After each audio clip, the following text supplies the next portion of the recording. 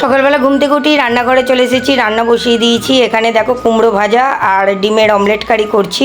আর এই যে আজকে আমার বাচ্চারাও ডিম খাবে, এখানে মুগ কড়াই সেদ্ধ করে রেখেছি, আজকে একটু তড়কা বানাবো।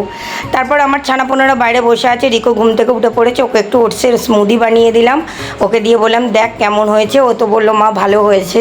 এরপরেই চলে এসেছি রান্নাঘরে, রান্না তো কমপ্লিট হয়ে গেছে, বেসিনে বাসনগুলো আছে সেগুলো একটুখানি মাজা ঘষা করে নিচ্ছি, পরিষ্কার করে নিচ্ছি। মাথায় দেখো তেল মেখেছি, কারণ গতকাল কালার করেছিলাম, তারপর আর শ্যাম্পু করিনি। এবার আজকে ভালো করে তেল মেখে রেখেছি, দিয়ে এবার শ্যাম্পু করে নেবো। এরপরই চলে যাব ঘর দুয়ারগুলো ঝাঁট দিয়ে মোছামুছি করতে। এটা হচ্ছে আমাদের সোফা কাম বেড, এখানে আমি রাত্রে শুই। আর এরা সারা দিন এখানে বসে থাকে, খেলা করে, ওখানে বসে জানলা দিয়ে লোক দেখে, এইভাবে চালায়। আর আমি মাঝে মধ্যে এসে একটু ঝেড়ে পরিষ্কার করে রাখবার চেষ্টা করি।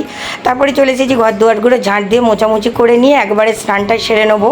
আজকে বৃহস্পতিবার, তবু লক্ষ্মী পুজো আছে, সে লক্ষ্মী পুজো করবো বলে আজকে কোনো কাচাকুচিও সেরকম রাখিনি। স্নান করে উঠে ঠাকুরের পুজোটা দিয়ে দিয়েছি। আজকে একটুখানি আম দিয়ে আর বাতাসা দিয়েই পুজো দিলাম। এই যে আমাদের ঠাকুর দর্শন হয়ে গেল। দুপুরবেলা খাওয়াটা সেরে নিলাম, কুমড়ো ভাজা আর ডিমের অমলেট কারি করে। অমলেট এবং সিদ্ধ ডবল ডিমই করে নিয়েছিলাম, মা ছেলে মিলে খাওয়া দাওয়া করে।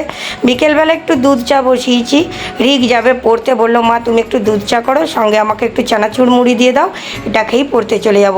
তো বন্ধুরা আজকের ভিডিওটা এইটুকুই, দেখা হচ্ছে নেক্সট দিন নতুন ভিডিওর সাথে। টাটা।